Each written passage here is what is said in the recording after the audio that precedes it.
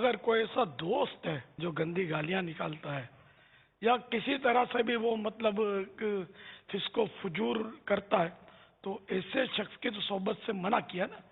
وہ قرآن کریم میں وَإِمَّا يُنْسِيَنَّكَ الشَّيْطَانُ فَلَا تَقْعُدْ بَعْدَ الذِّكْرَى مَعَ الْقَوْمِ الظَّالِمِينَ. اور اگر شیطان تجھے بلا دے تو یاد آنے پر ظالموں میں مت بیٹھ. تو تفسیرات احمدیہ کے حوالے سے ہے کہ ظالم سے مراد کافر، بد مذہب اور فاسق ہے.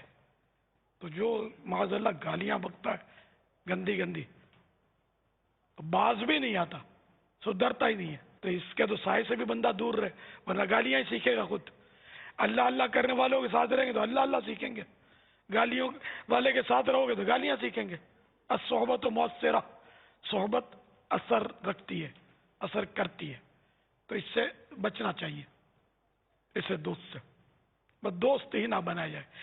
حدیثوں میں جو دوستوں کی ترغیب ہے نا، جن کی صحبت اختیار کرنی ہے، تو اس کا خلاصہ یہ ہے کہ ایسے کی صحبت اختیار کی جائے جس کو دیکھ کر خدا یاد آ جائے، جس کی صحبت سے آخرت کی بھلائیاں اکٹھی ہوں، یعنی آخرت کی فکر پیدا ہو، آخرت کی سوچ پیدا ہو. ایسوں کی صحبت میں رہے بندہ. واللہ تعالی اعلم ورسولہ اعلم عز وجل وصلی اللہ تعالی علیہ وآلہ وسلم. صلو علی الحبیب صلی اللہ تعالی علی محمد.